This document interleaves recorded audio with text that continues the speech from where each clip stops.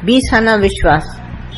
और अगर कभी भी राह में चलते चलते कोई शक आए, कोई बात आए, मन किसी बात में उठे, तो उसके ऊपर कभी ध्यान न देना, विश्वास को पक्का रखना। आता है बीच में किसी किसी तरह, जैसे ध्रुव भगत था, प्रहलाद था, तो उसको गरम खंबे से लगा रहे थे, तो उसको डर लग रहा था कि कहीं मैं जल न जाऊं, तो भगवान ने चींटी बन के उसको दिखाया, जब मैं चल सकता हूं तो तुम नहीं जल सकेगा। डगमगाता है विश्वास कभी भी, पर ये सत्ता अपने आप में पूर्ण है, इसके लिए इसको पूरा विश्वास ही हमारे को ऊपर चढ़ाएगा। अगर कभी मन ध्यान इधर उधर होता है तो इसकी परवाह न करना, फिर उठा के खड़ा हो जाना। डरने की कोई बात नहीं। भय कभी कभी इस राह में मैंने कह तो दिया है, पता नहीं मैं ऐसा कर सकूं न कर सकूं, ऐसी कोई बात नहीं है। आप में ये विश्वास दिलाने के लिए ही हमारा दादा आया है, और वो विश्वास पक्का दिला के रहेगा। और अगर आप भी उनका साथ देते हैं विश्वास में, तो कभी बाल बांका नहीं होगा, ये पक्का ही रहेगा। ये बात सच है। और किसी का कोई प्रश्न, कुछ बात किसी को?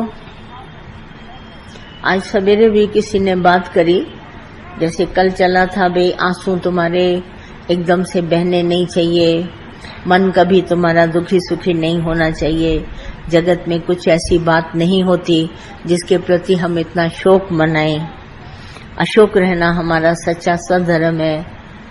अर्जुन को भगवान बार बार बताते हैं कि शोकातुर जीवन न बिताओ। तो सब लेडीज को अंदर में ख्याल आता है, कभी कभी थोड़ा थोड़ा ग्रस्त, जब ग्रस्त बोलती है ना, ये ग्रस्त माना मेरा, एक छोटा सा संसार में भगवान ने एक दायरा बना दिया, 2 कमरा 4 कमरा हॉल बना दिया, किचन बाथरूम बना दिया, तो ये समझते हैं इतना धरती का टुकड़ा मेरा, और इसमें जो रहने वाले वो भी मेरे 2 बेटे, मेरी बहुएं, मेरा ऐसा। ये मन ने एक पिक्चराइज अपने को किया है, पिक्चर बनाई है। अब इसमें से कुछ भी गड़बड़ होगा तो मन को दुख होगा, मेरा चला गया, मेरा ऐसा हो गया, तो बोला इसके प्रति बहुत अंदर में रोना आता है, या नींद हराम हो जाती है, या अच्छा नहीं लगता है, बहुत सारी बातें ऐसे होती हैं। तो ये सब सवेरे मेरे से सवाल पूछने लगे कि ऐसे कैसे आंसू एकदम रुक जाए, और हम लोगों की आंखों में कभी ऐसा आए ना, गम ना आए दिल में। तो मैंने कहा ये इसलिए होगा क्योंकि तुमने संसार को सच्चा माना है, गृहस्थ सच्चा है। सच्चा हो या न हो बात नहीं है, परंतु जो कुछ हमारे पास है वो भगवान का है। सच और झूठ की तो बात ही बात दूसरी रही, पर जो कुछ मेरे पास है, तुम्हारे पास है, वो दिया हुआ भगवान का है। इसमें कुछ हमारी नहीं चलेगी। हम कितनी भी कोशिश करेंगे, हमारी मर्जी से ये उठे बैठे, हमारी मर्जी से चलें, ये बच्चे मेरे, ये घर मेरा, मेरा हुक्म चले, पर ऐसा होगा नहीं। जब ऐसा नहीं होता है तो मन में दुख होता है, अज्ञानी मन रोष करता है, बड़ा दुख होता है, कभी बाहर से कह सके या न कह सके। जाने की मृत्यु तो एक बात ही दूसरी है, पर जो ये बात है अभी प्रेजेंट में हम सब के पास जो कुछ भी है, अंदर में विचार करो ये कहाँ से आया है, किसने दिया है। देखने में आता है मैंने धन कमाया, देखने में आता है मैंने मकान बनाया, देखने आता है मैंने ऐसा किया, मैंने अपने हाथों से, मैंने अपनी बुद्धि से, बहुत सब बोलते हैं, मगर ये सच नहीं है। अगर बुद्धि से बनाया, इंद्रियों से कमाया धन, तो उसमें भी ताकत देने वाला भगवान है। कहीं भी घूम फिर के परमात्मा आएगा। तो हम आए संसार में हैं, जैसे पैदा किया भगवान ने, और जिस तारीख को पैदा हुए हैं और जाने की तारीख हमारी मुकर्रर है। हम अपनी मर्जी से आए भी नहीं हैं और अपनी मर्जी से जाएंगे भी नहीं, और ये संसार में आए हैं, और जो कुछ हमारे पास दिया हुआ है वो भगवान का है। ये अगर हमारा विश्वास है तो वो एक भी न दे और 10 भी हमारे से हर ले तो हम कुछ नहीं कर सकते। तो जब हमारे को पूरा ये ज्ञान आ गया, ज्ञान माना हमारे को एक संसार की समझ, संसार किसने बनाया, कहाँ से आया, कैसे चलता है संसार, इसको चलाने वाला कौन है, इसको आगे आगे बढ़ाते उन्नति की राह में कौन चलाता है, नष्ट कौन करता है, ये सब जब हमको ज्ञान आ जाता है तो हमारा जो विचार है, मनुष्य चोले का जो विचार, वो शांत हो जाता है, मन एकदम शांत हो जाता है। भाई ये बातें हमारे हाथ में नहीं है। अब जैसे हम सब अज्ञान में थे तो हमको कभी नहीं मालूम था ये बातें हमारे हाथ में है, पर गुरु मिला तो उसने मुझे ये समझ दिया कि ये तुम्हारे हाथ में नहीं है, ये तो बस गोपाल के, जैसे डॉक्टर, हकीम, वैद्य सब कहते हैं मैं ठीक कर दूंगा, मैं ठीक कर दूंगा इस मशीन को। मोटर मैकेनिक कहता है मैं ठीक कर दूंगा, मैं ठीक कर दूंगा, पर ऐसा होता नहीं है। हुक्म होता है भगवान का तो ठीक भी हो जाता है, नहीं हुक्म होता है तो नहीं ठीक होता है, पर हम कहते जरूर है मैं ठीक कर दूंगा, मैं ठीक कर दूंगा। तो सभी लोग बोलते हैं मैं बड़ा, मैं ठीक कर दूंगा, मैं ऐसा, पर होता नहीं है, ये भगवान के बस होती है। तो प्रकृति में एक दृश्यमान पदार्थ है, जैसे हम सब दिख रहे हैं आंखों से। आंख एक ऐसा काम करती है जैसे कैमरा का, और किसी के सामने भी पड़ती है तो इसका चित्र बन जाता है अंतःकरण में। अंतःकरण माना एक पर्दा है, अंतःकरण पर चित्र बन जाता है। तो आंख एक हमारे पास कैमरा है, इससे बढ़ के और कुछ नहीं। और जो हम चित्र देखते हैं या अंतःकरण में बनता है, उस पर बुद्धि फिर चलाती है अपनी, कौन है, ये सच्चा है, अच्छा है, बुरा है, छोटा है, बड़ा है, कैसे आया, क्यों आया, ये बुद्धि चलती है। तो एक ये दृश्यमान सारा जगत जो मेरी आंख से पिक्चर बनाता है, और दूसरा जगत एक ऐसा है जो पर्दे पर दिखाई नहीं देता, चित्र नहीं बनता, उसको अदृश्य चित्र कहते हैं।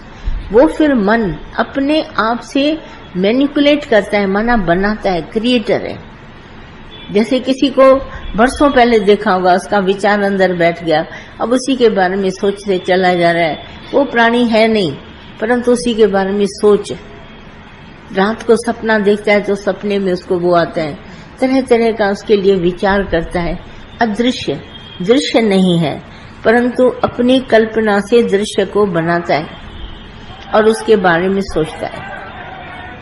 तो इस तरह से सोचता, विचार करता, अपने आप को अहंकार से आकर कर्म बनाता रहता है अदृश्य में, जबकि वो वस्तु एग्जिस्ट भी नहीं करती, होती भी नहीं, पर कल्पना के संसार में खोया रहता है। एक अदृश्य पावर, अनसीन जिसको कहते हैं, जिसको हम देख भी नहीं सकते, सोच भी नहीं सकते, वो है परमात्मा। आप जिसके बारे में कितना भी सोचने की कोशिश करेंगे, मगर सोचते सोचते फिर थक जाएंगे। कितना भी सोचो इसके लिए, वो प्रॉब्लम हमारी सॉल्व नहीं होती, वो भी अदृश्य है। और वो एक ऐसी पावर है, ऐसी शक्ति है जो सभी के अंदर कण कण में है। एक नहीं ऐसी जगह पर सिर्फ एक वस्तु भी उसी जगह पर मिलती है, ऐसा नहीं, वो वस्तु कण कण में समाई हुई है। एक तो अदृश्य कल्पना हुई इंडिविजुअल, भाई उसी के पास है कल्पना, दूसरे के पास नहीं है, पर एक ये अदृश्य पावर वो कण कण में है। सभी जगह तुम्हारे को व्यापक तत्व नजर आएगा। कोई ऐसा नहीं कह सकता यहाँ भगवान नहीं है, वहां भगवान नहीं है, भगवान सभी जगह है। और ऐसा भी नहीं है देखने में आता है, देखने में भी नहीं आता है, भाई सुनने में आए, सुनने में भी नहीं, सभी क्रियाओं से अलग है, सोचने में भी नहीं आता। तो वो जो अदृश्य पावर है संसार में, वो हर जगह कण कण में व्यापक बोली गई है। व्यापक माना ऐसे ओतप्रोत है कि ऐसा कोई स्थान खाली नहीं जहां ये पावर न हो, है ही है। तो जो बात दादा कहते थे है ही है, उस पर हमारे को केवल गुरु के द्वारा, अपने से नहीं विश्वास आएगा। आप कितना भी यत्न करो, और गुरु भी ऐसा चाहिए जिसको खुद को विश्वास है, और उसको वो तुम्हारे को विश्वास दिला जाएगा। विश्वास हम सब के अंदर है, पर जगाने वाला कोई गुरु चाहिए। तो जिसके अंदर ये ज्योत जलती है विश्वास की, दादा कहते थे मेरे पास आओ तो मैं तुम्हारे अंदर इस ज्योत को जला दूंगा। विश्वास उसका है, तो विश्वासी के संग में रहकर, जैसे मिसाल देते थे दादा, जले हुए दिए से जला हुआ बुझा हुआ दिया जल जाता है, ऐसे विश्वासी के संग में रहकर विश्वास जग जाता है। सभी के अंदर है, कण कण में विश्वास है। प्राणी के अंदर, पशु के अंदर, जीव जंतु सभी जगह वो विश्वास जो है बिल्कुल ऐसा है, अदृश्य, दिखाई नहीं देता, समझ में भी नहीं आता, बुद्धि भी ऐसी नहीं कोई इसको समझ सके, न दिखाई देगा। और ये विश्वास काल्पनिक नहीं होता, कल्पना का नहीं होता, पर ये विश्वास बिल्कुल सत्य है। तो ये जो सचपने का विश्वास हम सबके अंदर गुरु जगाता है, केवल गुरु जिसके अंदर ये विश्वास जगा हुआ है वो एकदम विश्वास को जगा देगा। जिसको हम ज्योत भी कहते हैं, जिसको हम ज्ञान भी कहते हैं, जिसको हम तत्व ज्ञान भी कहते हैं, वो अंदर जागृत हो जाती है सबके अंदर। पर एक बुझा हुआ है तो जला नहीं सकते।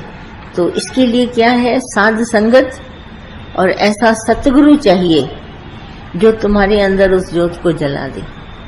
और ज्योत का एक बार ज्योत जल गई, अब ये बुझेगी कभी नहीं। सब लोग कितने बोलते हैं, अरे विश्वास तो आ गया, क्या पता ये विश्वास रास्ते में ऐसा हो जाए। बोला नहीं, ये विश्वास जगा है तो जगा ही रहेगा। ये जागने की अवस्था है विश्वास की। तो जिसके अंतर विश्वास आया, जैसे हम 2 पैसे के नमक में विश्वास रखते हैं, बाजार से लाते हैं नमक और बेधड़क अपने पतीले में डालते हैं, नमक लिखा हुआ है, पैकेट है, बरसों से खा रहे हैं, हमको कभी उसके प्रति शक नहीं आया कि क्या पता ये नमक ना हो, पर हम खाते हैं। शक्कर है, नमक है, दवाइयां हैं, बहुत ऐसी चीज है जिस पर हम विश्वास करते हैं। तो परमात्मा है, मौजूद है और हर जगह मौजूद है। ऐसा कोई स्थान खाली नहीं जहां भगवान न हो। जल थल सारे संसार में मौजूद है। ये विश्वास सबके अंदर जगाना ये गुरु का काम है। जिसने अंदर जागा है खुद, वो तुम्हारे को जगा देगा विश्वास को। और जब तुम्हारा ये विश्वास जग गया, अपने आप ही तुम्हारी लाइफ चलेगी, तुमको चलानी नहीं पड़ेगी। और विश्वास जगा, आगे बढ़ते जाओगे। तो ये विश्वास है सबके अंदर। और कोई न कहे कि आज तो मेरा विश्वास कम हो गया, आज ज्यादा हो गया। अब जैसे सूरज है आसमान में, तो इसको कभी कभी बादल अपने से ढक लेते हैं, जबकि बादल पैदा सूरज से हुए हैं और सूरज को ही ढक लेते हैं। फिर जब सूरज के आगे से बादल हट जाते हैं तो सूरज वैसे का वैसा। तो सूरज तो होता ही है आसमान में, परंतु कभी कभी बादल, जैसे पानी से उत्पन्न हुई पानी की काई पानी को ढक लेती है, दूध से पैदा हुई दूध की मलाई दूध को ढक लेती है। इससे ये जो अज्ञान पैदा हुआ है, अविश्वास, ये मेरे से पैदा हुआ और मुझे ही ढकता है। जैसे पानी की पानी को, दूध की दूध को, हर एक परत अंदर जम जाती है, ऐसे ये अज्ञान मेरे से पैदा हुआ है। ज्ञान भी मेरे से, अज्ञान भी मेरे से, क्योंकि दूसरा नहीं है। एक ही परमात्मा है व्यापक, वो अनेक रूपों में है। तो ये कोई हमारे अंदर अविश्वास पैदा करने वाला नहीं है। मेरे ही अंदर से अविश्वास पैदा होता है। सूरज से ही पैदा होते हैं बादल और सूरज को ही ढक लेते हैं। द्वैत है नहीं कि उसने अविश्वास पैदा किया, उसने विश्वास पैदा किया, नहीं। और जो गुरु होता है ना, जिसको हम कहते हैं विश्वास जगाएगा, वो गुरु क्या होता है? गुरु भी हमारा अपना स्वरूप है। कल हम ही थे कि भगवान में विश्वास नहीं है, आज भी हम ही है जो हमको विश्वास है। तो गुरु भी मेरा ही अपना स्वरूप है, गुरु भी मुझसे जुदा नहीं। गुरु जो हमको ज्ञान सुनाता है वो मेरे ही हृदय में बैठकर मुझे ज्ञान सुनाता है, और गुरु ये मेरा ही अपना स्वरूप है, अपने से ही, मेरे से ही पैदा हुआ है, क्योंकि मेरी श्रद्धा गुरु को जन्म देती है। जैसे लोग मानते हैं कि भगवान है, कोई बोलता है भगवान नहीं है, तो जो बोलता है भगवान है वो अपनी श्रद्धा भाव से बोलता है, और जो बोलता है नहीं है वो भी अपनी अश्रद्धा भाव से बोलता है। माना द्वैत है नहीं। जब हम इस बात पर ब्रह्म ज्ञान में पहुंच जाते हैं कि दूसरा है नहीं, तब हमारे अंदर ये जो देह की क्रियाएं हैं, रोना, हंसना, खाना, पीना, घूमना, ये अपने आप होती हैं शरीर में, पर मेरे अंतःकरण को कभी हिला नहीं सकती, मेरे विचार को कभी हिला नहीं सकती। ज्ञानी भी उसी वातावरण में बैठा है, शादी गमी सब ज्ञानी के पास भी है, सब कुछ है, परंतु उसकी देह की क्रियाएं नहीं चलती। क्यों नहीं चलती? वो जानता है ये मेरी ही मर्जी से सब हो रहा है।